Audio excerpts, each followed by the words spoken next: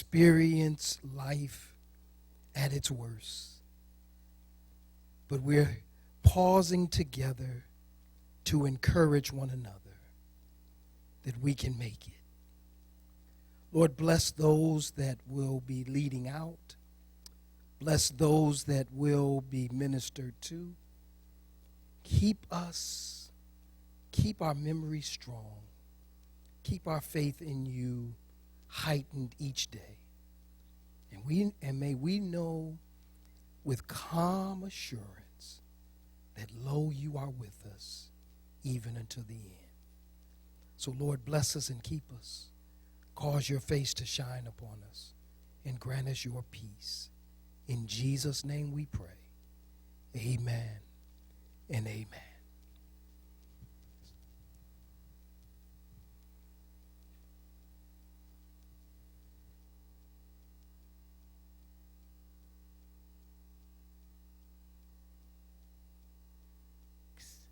And Sharon Fleming and Hillcrest for welcoming us today. And thank you to all of you who have come out at a busy time of year. Thank you, Mark, for playing for us as we settled in. We are here to remember the 20 Sandy Hook children and 6 educators who died 4 years ago, and to hear the names of our Davidson County neighbors who died in shootings in 2016. The 26 candles here are for the Newtown children. After we do that, we will hear from our local survivors about what happened to them. And then we will go down the hall to the fellowship room and we will make care cards. We will be led through this activity by some artists, and the cards will be mailed to survivors all across America. It might seem like a small gesture, but it will be meaningful to those who receive them. I'm going to speak just very briefly. Lots of times when we hear about another shooting, people say, "Oh, I just don't know what to say. There are no words." Well, I've been working in this movement for 4 years, and I do have some words, and I want to share them with you today. The first one is death and loss.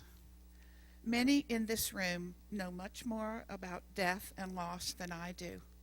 You have taught me that the sadness you feel never ends, and that many more people than you might have expected are affected by your loved one's death. You carry your sadness everywhere you go. Those of you who have survived shootings also lost things, like your childhood, Scott, or your sense of safety on campus, Chiquina. The loss and death from gun violence that we are experiencing in America is tearing us apart. Names. Everyone who dies in a shooting had a name, and he or she left behind others with names. I've learned from survivors that they wish for their loved one to be remembered. We will speak their names. We will speak their names. Greed. America's gun violence epidemic is fueled by the greed of gun manufacturers who have propagandized us into believing that to be safe, we have to be armed. Nothing could be further from the truth. We have one gun for every man, woman, and child in America. Probably 330 million guns in our country. Yet we have the highest gun death in the world. If more guns made us safer, America would be the safest country in the world. No, more guns are making some people very rich. These people are addicted to money, and they don't care about our suffering. This gets me to anger. It makes me angry that a Tennessee state representative would raffle off 2 AR-15 automatic rifles just days after that very weapon was used in the Orlando shooting last summer. His name is Andy Holt, and he also wants to legalize students carrying guns, loaded concealed weapons on campus. It makes me angry that a Tennessee state senator would vote on the side of domestic abusers trying to rearm themselves instead of voting on the side of the woman and the child that he might go on to murder. His name is Mike Bell. So we have lots to be angry about, but what can we do about it? We can act. Later this afternoon, we'll make care cards for survivors in other parts of America, and it might seem like a small thing to you, but it will be received as a kind and caring act by the person who gets it in the mail. The same goes for listening to survivors, and I mean really listening. When you check in with them and see if you're truly understanding what it is they're saying. And lastly, we can organize politically. My grandmother starved to death during the Great Depression in the 1930s.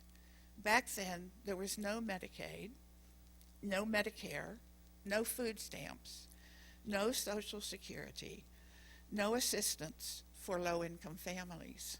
The church did what it could, but there weren't enough churches to take care of all those needs during that time.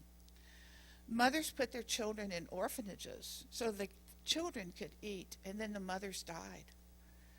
Under the leadership of President Roosevelt, the American people worked together to pass legislation and programs to save the people.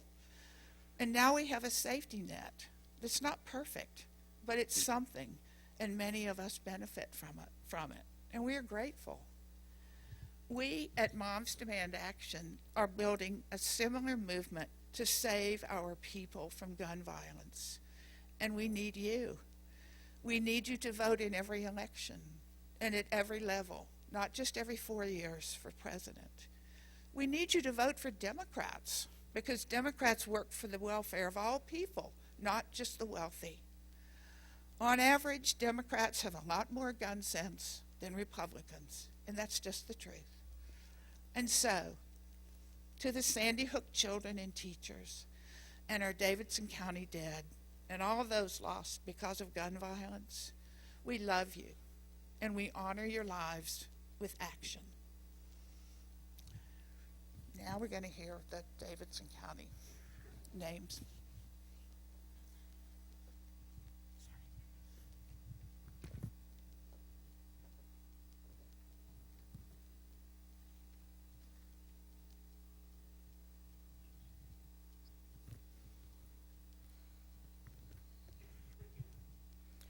George Alberto Lizama, Jr.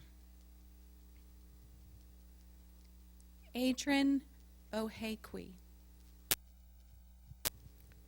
Vontricus Lockett. James Nevels. Hugo Omar Alfaro. Anthony Jacobs. Deshaun Cunningham. Lautaro Gwen. Corvo Conley. Algernon Cross.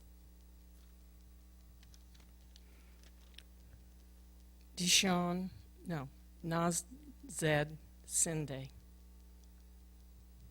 Brandon Edmondson. Frank Lyman, Jr. Jacquard Evans. Antonio Montez Massey. Roderick Mason. Ayad Malo. Hagen Newland. Jorge Alejandro Potter Alvarado. Ronnie Fox. Johnny Broadnax, Jr. Vincent Rodriguez. Ladarius Gentry. Lamar Alexander Thomas. Keon Hawkins. Kay Montanez Armstrong. Laura Jones. Jason McGill. Michael Moran. Kevin Blanchette. John Stowers. Billy Ray Plunk. Billy Ray Long, Jr. Liliana Rodriguez. Victor Connor. Robert Louis Sane. Samuel Huff. Mark Matlock Jr. Ricky Cornell Anderson. Derek Stafford. John Morrow. Teddy Grassett. Ryan Scott Trent. Christopher Sparks. Brandon Jones. Jonquise Compton. Robert Richardson. O'Shea Rutledge. Mark Darren Fisher. Omar Dante Lindsay. Denzel Tyler. Adonif Esai Aguiar Escobar. Malcolm London. Charity Adamads. Chad Miller. Monitian Smith. Owego Lyles. Casey Lucas. Al Baker.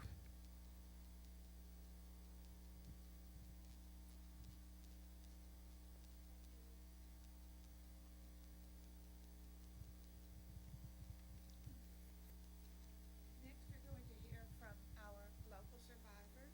They're going to tell you what they want to tell you about what happened to them.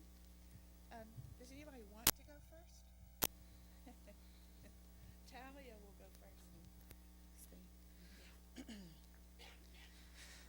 My name is Talia Monjes Simmons. First, I want to give all thanks and glory to God. Without God, I wouldn't be standing before you. I want to give Mom the main action a big thank you, Linda McFadden Ketchum, for always keeping me in the loop. And I support their organization 100%, this church, the pastor over at Hillcrest. And I'm so in support of Sandy Hook. That's one of the main reasons why I'm here today. I got involved 4 years ago. And 4 years ago is when my son was murdered. My heart and our prayers are always with Sandy Hook and what happened to those families. I do know of the tragedy and pain. June 9, 2012, my oldest son of 4 boys, Antoine Covington Jr., went to a Sweet 16 party of a friend of his that he went to school with. Him and a few friends, they pulled up to the party, got out the car. Some guys that he knew, they were shooting and shot and killed my son. You don't know how bad the holidays are until they get here. You know, sometimes you don't want to remember, you don't want to think about it. But as soon as the holidays come around or certain dates come around, you remember. And you don't realize how bad they can be until they're hit.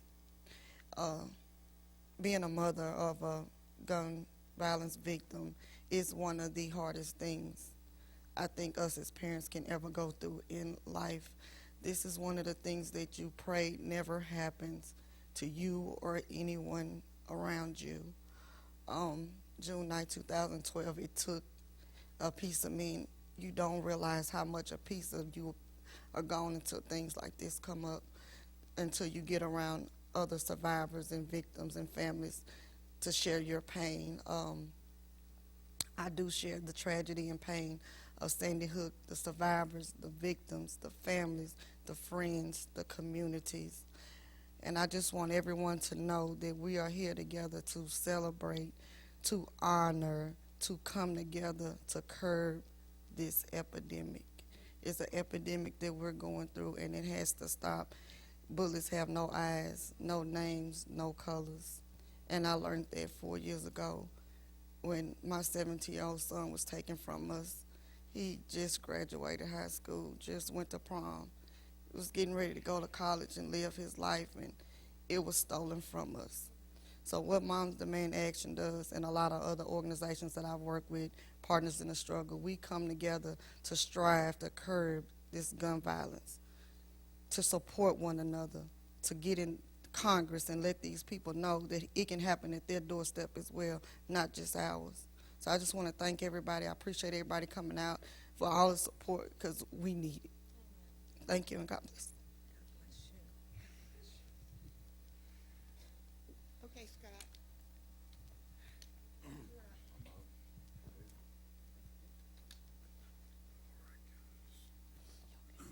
Thank you. I had to take some notes. I tend to wander a little bit when it comes time for this. Just a quick breakdown. When I was 11 years old, a bullet came through a wall and struck me in the head. It entered the right side of my brain and paralyzed the left side of my body. Doctors went in, obviously, and removed the bullet, and then I had to wait roughly 2 to 3 months for the brain swelling to go down so that they could go in and replace, repair, rebuild my skull. The next thing to happen was roughly a year of incredible physical therapy to gain the ability to walk and use my left arm again. I tried to resume as normal a life as I could, and I was able to, beat a lot of the things the doctor said that I would never do again. But unfortunately, what you run into in these cases, it's not so much it's the wounds that get you, it's the scars that are left behind. You hear post-traumatic stress disorder thrown around all the time these days, but it is real. For some of us, it's brutal. I was diagnosed with it. They actually called it chronic delayed stress syndrome in the mid to late 80s. And when I was diagnosed, the therapist told me to never let anyone know that I had it, that it would destroy my future. That's the way it was viewed in the 80s. You didn't talk about mental illness. Now, granted, I'm sure a lot of people probably think, oh my goodness, what a horrible doctor to tell somebody something like that, but he was, in fact, looking out for my best interest. But for roughly the next 36 years, not seeking out any treatment whatsoever, my coping mechanisms, destructive is probably an understatement. I treated it with alcohol, eventually drugs. There's probably not anything that you could drink or a narcotic under the sun that I had not done at one point. Luckily, I never had any trouble with police or hurt anyone, just myself, pretty much. Um, it's it's a horrible disorder to try to deal with, and I think that's probably one of the hardest things I have to deal with is worrying, about you guys. A lot of you are just now, you're just now starting the journey, and the things that come along with it that we're not prepared for.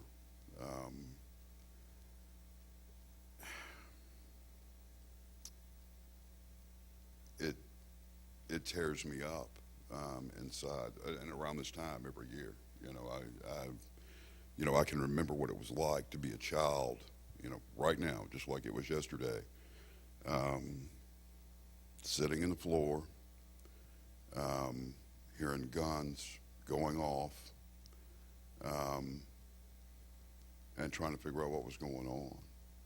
All I knew is that every time my heart would beat, blood would squirt out of the top of my head, and these are the kind of images that you carry around with you even when you get to be an adult, and it's tough,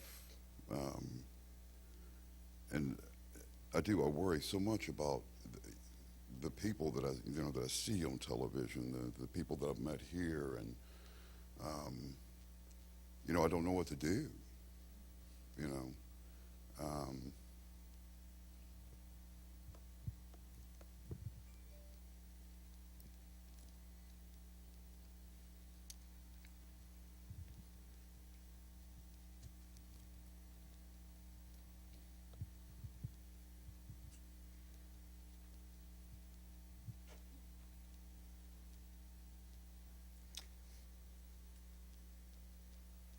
So I guess that's what I'm trying to ask all of you today. Are we so fundamentally insane as a species that we can't see that we just need to come together and take care of one another, just a community at a time?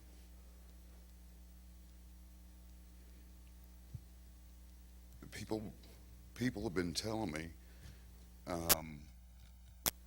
Sky, you can't change the world. You can't do it. Well, I know I can't do that, but if I could do just a small corner, and maybe that catch on, maybe we could spread that instead of the murder and the chaos. But it's hard not to be disillusioned. You look at what Linda's trying to do with Moms Demand Action, what Everytown is trying to do, what Black Lives Matter is trying to do. And the things that we're asking for are two of the things that human beings have been doing since the beginning of the time, and that's murder and be cruel to one another. So how do we stop it? Right now, if I had the power to remove every single gun off of this planet, send it into space, what do we do about the mentality of the people? They're going to reach down and pick up a rock. So I guess that's what I'm asking. What do we do to heal? There's so many other things that I'd love to talk to all of you about. But I'm going to pass it on to the next person. I don't know any of you, but I promise you I have love for all of you. Thank you.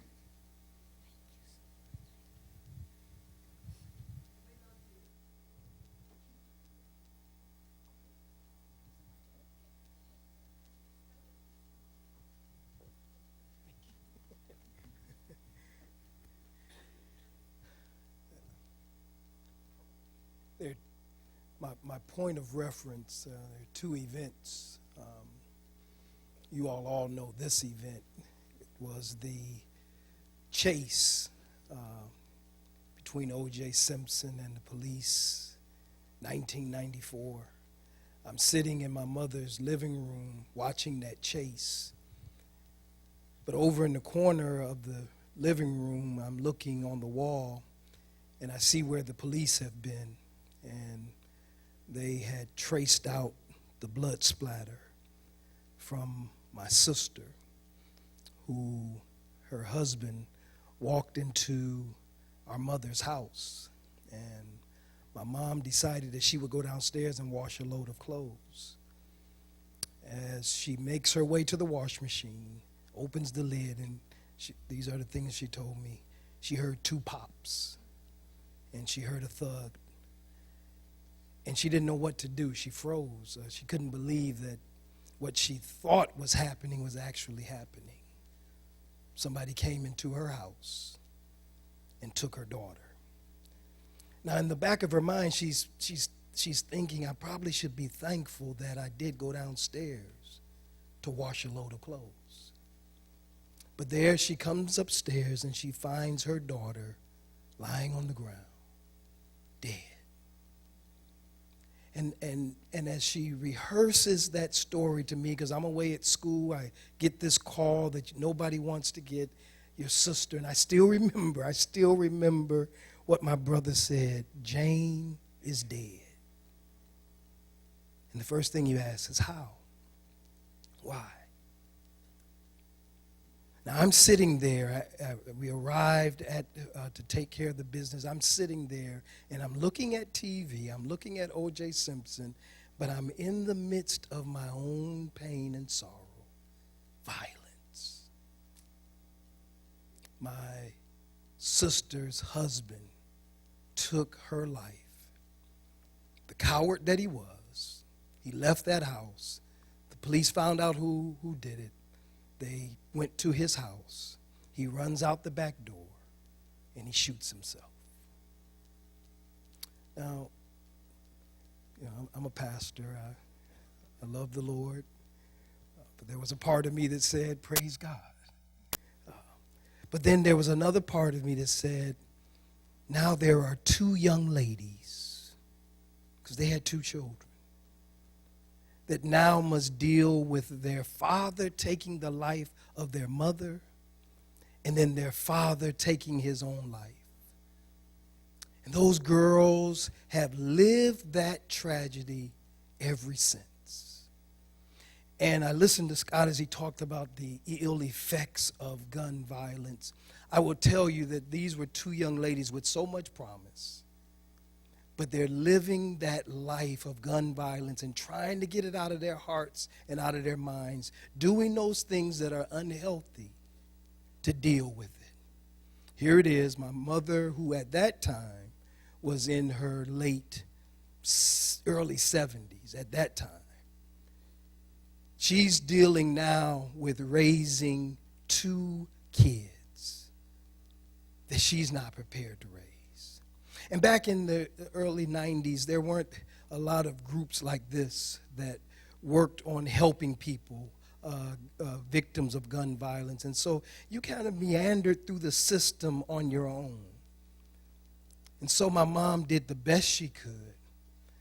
But even now, my nieces are dealing with the ill effects of gun violence. And I couldn't help but think, what would possess someone to walk into somebody else's home and take another person's life? And I realized that getting a hold of a weapon, a gun, is just as easy as going to Walmart and buying something to go camping with. And it's no big deal anymore. It's become a way of life. But when you think about what's become a way of life, you never think about the end results. You know, we see it on TV. I mean, there's so much gun violence. It doesn't even bother us many times. But what TV fails to show us are the end results, the lives that are left behind. And so as I was thinking about that occasion, as I was thinking about that event, I realized that will live in my life for the rest of my life. Even though I'm away at school doing my thing, I cannot help but think about the end results of gun violence. I can't help but think about the markings on the walls. That always comes back to my mind, the markings on the wall and the spot that they trace out. And that's real. They show it on TV, but it's real. And some of those things you can't scrub off. You can't paint them off. They become a part. And so I pause right now and applaud this organization and the many other organizations that are trying to do the best they can. Scott, you asked a question, what can we do? We're doing it now. We start now. The process, there has to be a starting point. If we don't start it, it will never stop. If we don't make people aware that there are people that are alive, that are hurting, that are full of pain, and some of us aren't just full of pain, we are angry. And sometimes we have to turn that anger into righteous indignation. You know who's the king of righteous indignation? Jesus. When the money changers were doing their thing in the temple, Jesus said, I've had enough of this. He grabbed somebody else's whip and turned over the tables and said, out with this foolishness. Sometimes it requires good old Christian people to get some righteous indignation and say, listen, enough is enough. Doesn't matter what political lines you have, no matter who you voted for. As a child of God, you and I are called to make a stand for right. And the stand that you and I need to make may not be a popular one, but it's one that children of God ought to be able to stand up and proclaim. Because I've done enough funerals for young people, done enough funerals for older people, and it's not just people being shot, it's people that have turned guns on themselves. They feel as though they have nobody else to turn to. I declare right now in this place that it's time to take a stand and say enough is enough. Thank you. Good evening, everyone. My name is Shakina Fletcher. I am a student at Tennessee State University. I'm a sophomore, and my major is agricultural sciences with a concentration in food biosciences and technology. For those of you that don't know what that is, the basics of it is I want to be a food scientist.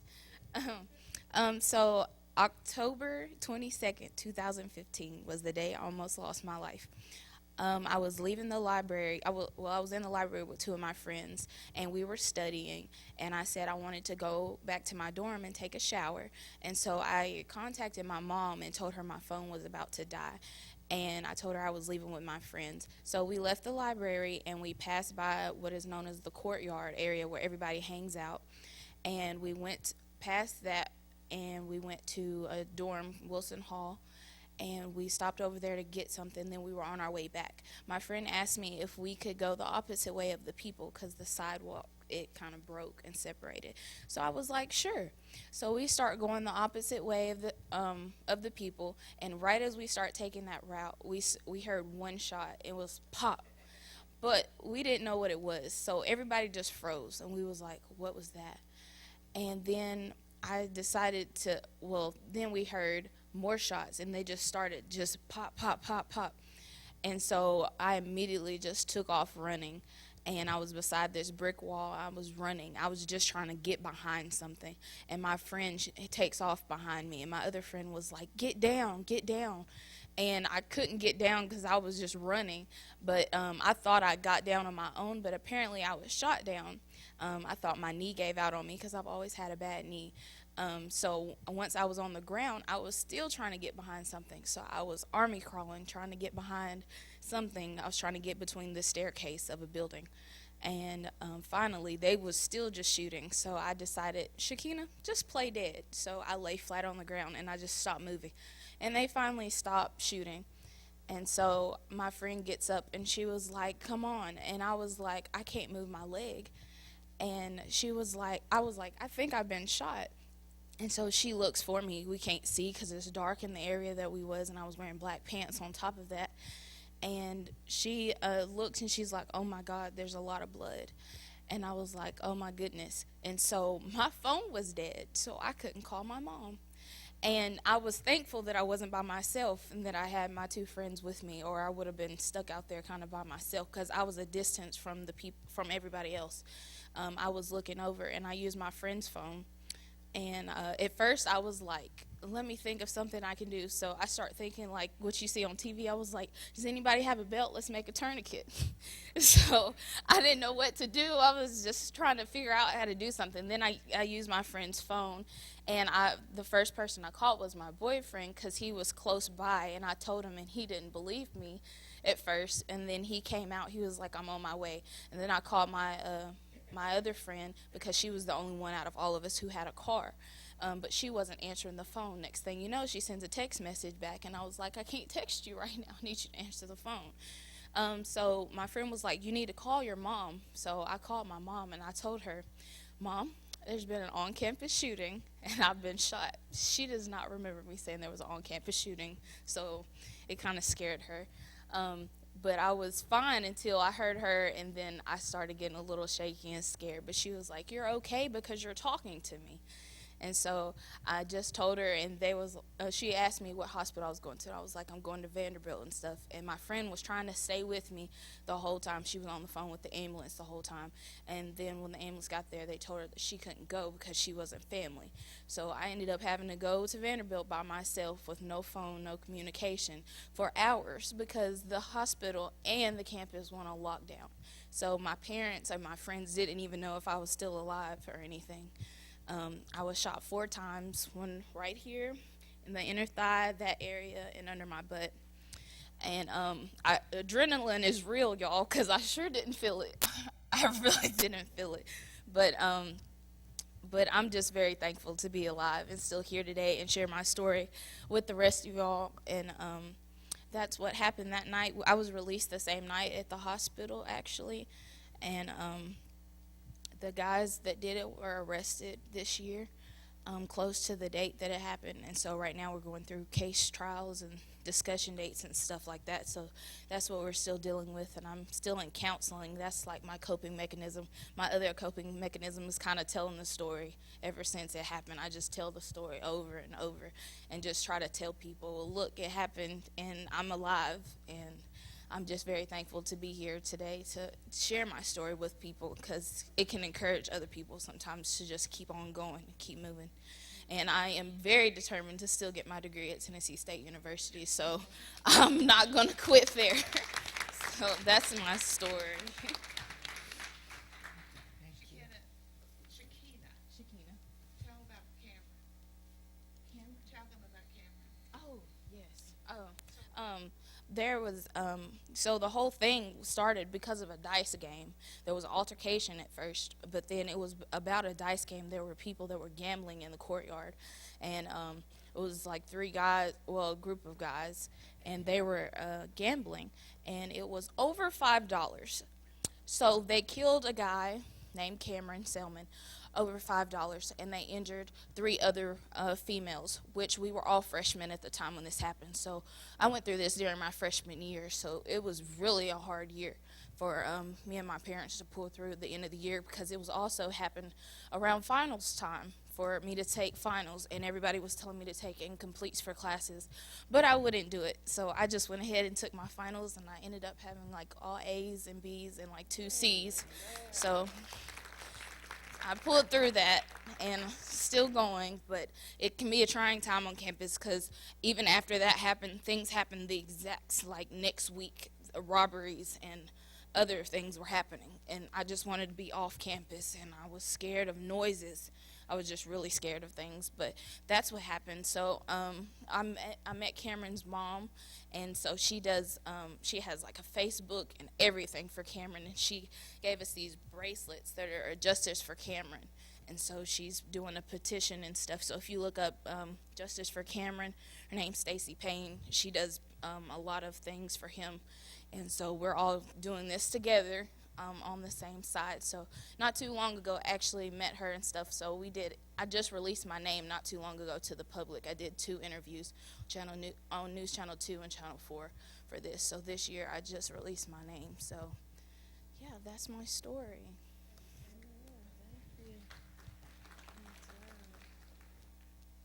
Good afternoon, everyone.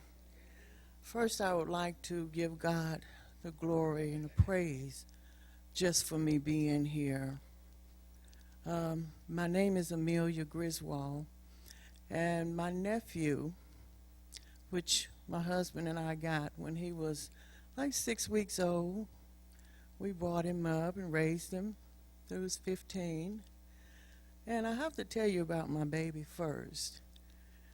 And this is why I tell this story. Sometimes I make it through it and sometimes I don't. But I ask everyone, forgive me if I don't. But my baby, I raised him up in the church. Every first Sunday was youth day. He got up there faithfully every Sunday on the first Sunday and did our prayer for our youth. He would fuss, nobody else do it. I said, no, you're going to do it. But he did it.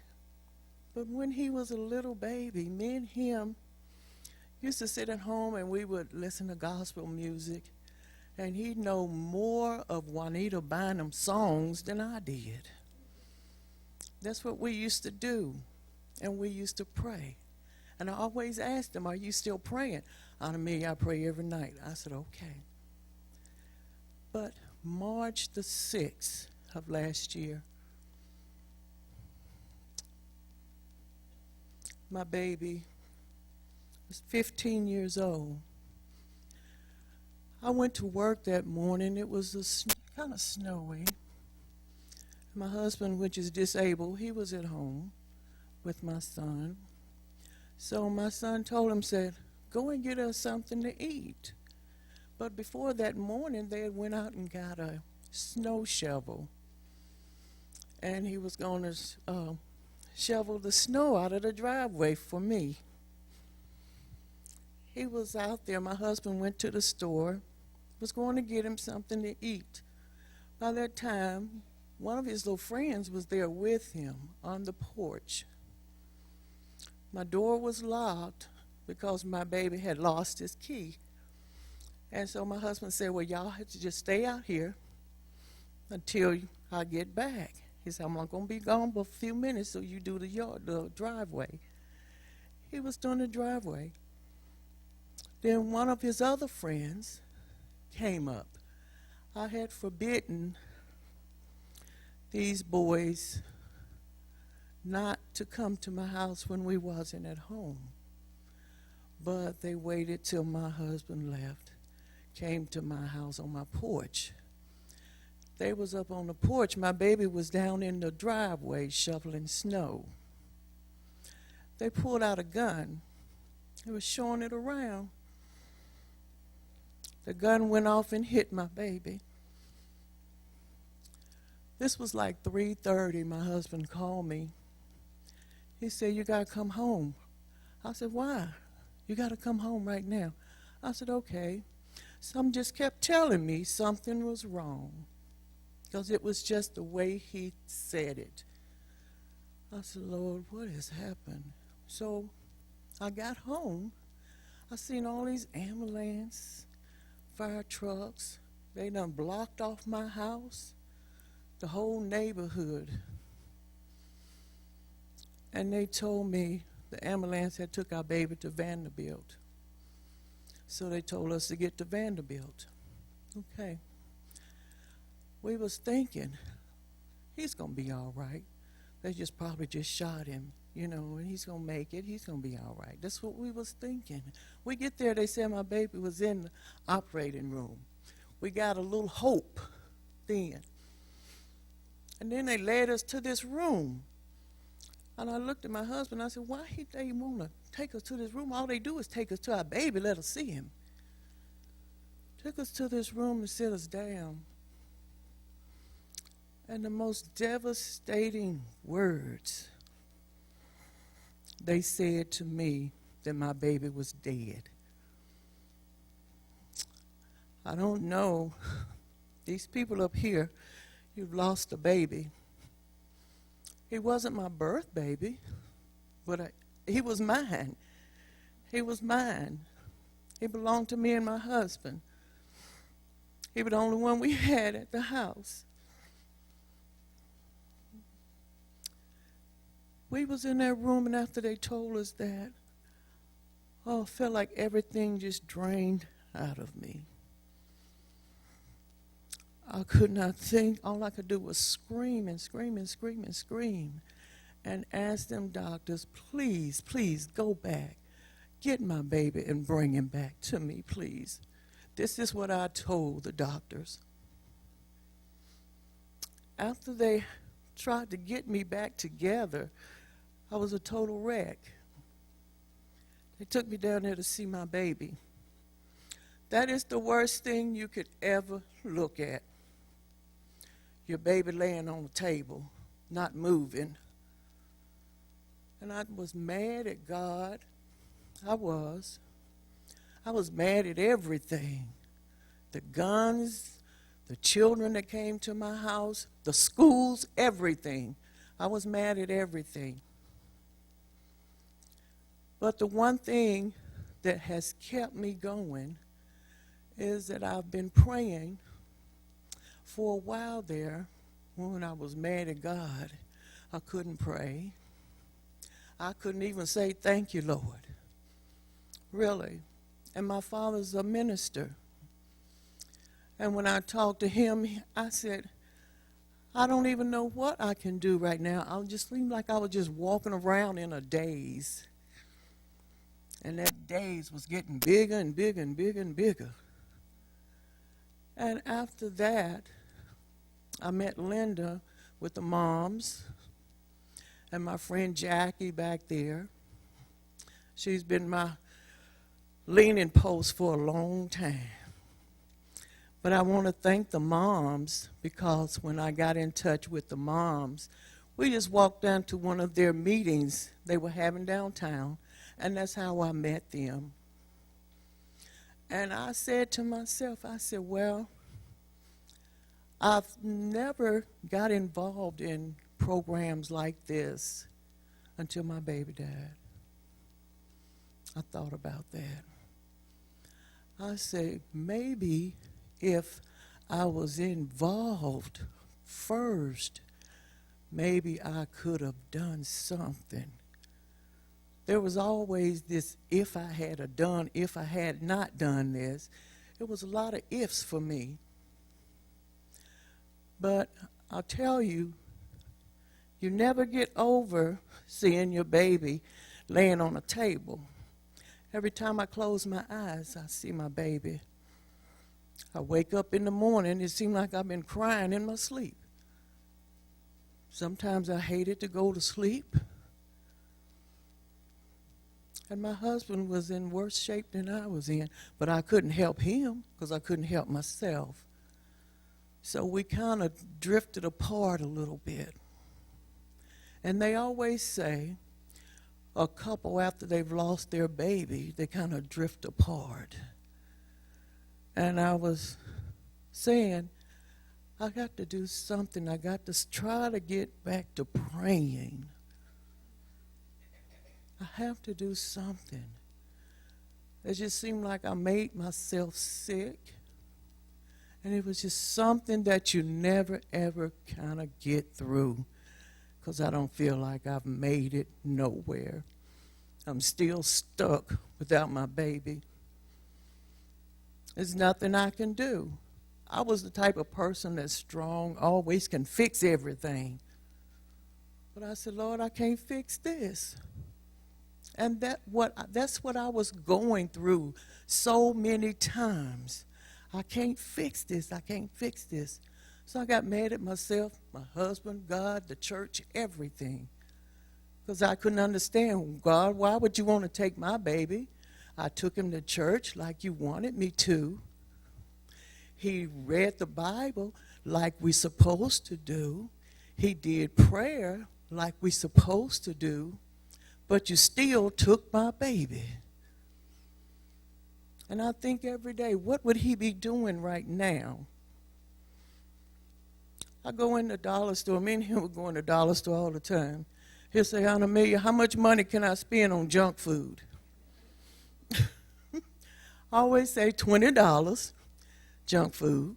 You know what I'm talking about, junk food. So me and him would go in the dollar store and he'd get his $20 and spend it on junk food. A couple times after my baby died, I went in the dollar store. I was looking for my baby to give him $20. And when I got in the dollar store and back to where he always run back to where that candy and stuff was. And I went back there and I was going to pick up some candy. I said, no, my baby's not here. And I got so emotional. The lady at the counter had to come and say, it's going to be all right. And I couldn't buy anything at the dollar store. How many of you love to shop at the dollar store? I do. But I couldn't get anything out of the dollar store. I just had to turn around, go back out and get in my car. Because I cried because I couldn't spend $20 and get some junk. But this is what I've been going through. My baby birthday is August the 10th. For the last 2 years, he's been having his birthday party. All of his little friends come to my house. We have hot dogs and hamburgers, cake. And we light candles for my baby. Lit up balloons for my baby. He turned 17 last year. Yeah, he turned 17 last year. No, he turned 16 last year. 17. Yeah, he'll be 17. But anyway, this is something that you never get through. Take my word. I always wonder, how long am I going to have to go through this? I even question God. God, how long do you want me to keep on suffering? Why can't I just get past it and go on with my life? I walk in my house. Every time I walked in the house, I always looked in his bedroom, made sure he was there. The first month or two, I couldn't even look in his bedroom. So I don't know how any mother, not just myself, and I didn't even birth him, how you can get by, how you can get past it. And eventually I had to start going to see a doctor because I wasn't functioning. And I had to stop work for a while because I couldn't concentrate. So at home, me and my husband suffered in silence. But every time I think, Linda always calls me, and Amelia, you want to do this? My friend Jackie always called me. You want to do this? And this is what have kept me going. I have to keep moving, because if I stop, and I feel so bad for all of these mothers that have lost the babies. Every time I hear that a child has been shot, it goes back to my baby. And I feel their pain, I feel their sympathy, I feel their hurt. And it makes me want to talk to them. But sometimes I say I can't do it because I'll break down and cry. A lot of times I get to work now, and before I can even go in, I have to pray. And I pray before I get out of my car to go into work. Because if I don't, my day will go all bad. Because I asked God, I said, God, I know that when my baby died, I questioned you, I was mad with you, but I thank you because I know there was a reason for my baby dying. I was supposed to get hooked up with Linda and struggle, Mr. Jordan, yeah. And I got involved in that and involved in a couple of other things that I've gotten involved in. Me and my friend Jackie did a walk last year for gun violence, and we had Linda, a bunch of little kids. So, you know, we was getting out there and stopping and people waving at us and honking at us and, you know, everything. One tried to even, they gave us money, didn't they? Yeah. Gave us money. But this is what my life is about right now. Sometimes I go home and I don't know what to do because I don't have my baby there. He kept me busy. It just seemed like it wasn't enough hours in the day when he was here. It was always something with him.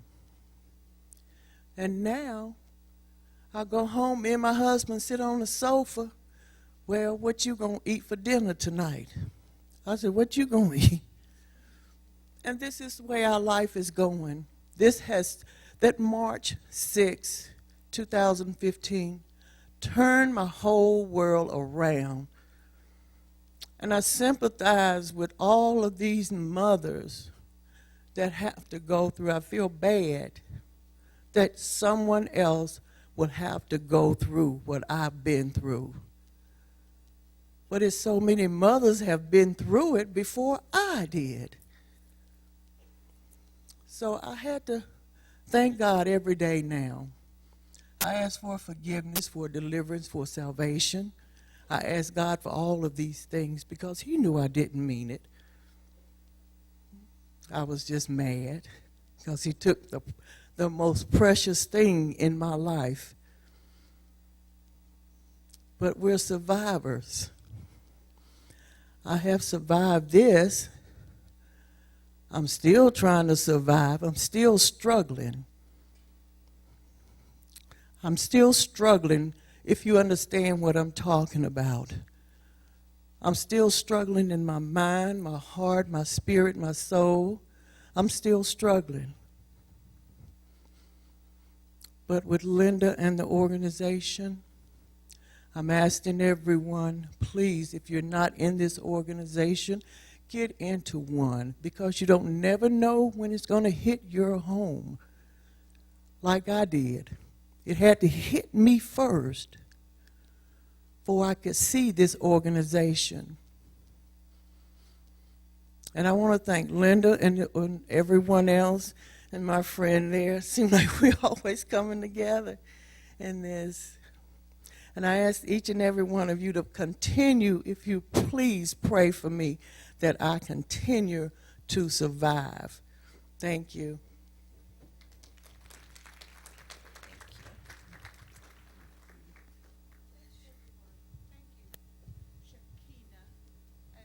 Amelia and Reverend Stokes and Scott and Talia for telling us your stories.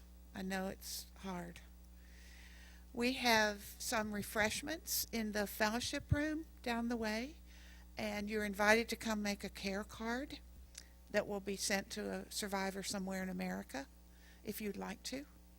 And if you haven't had a chance to look at our beautiful quilt, have you seen Devontae on the quilt, Amelia? Well, he's here. I'll show you.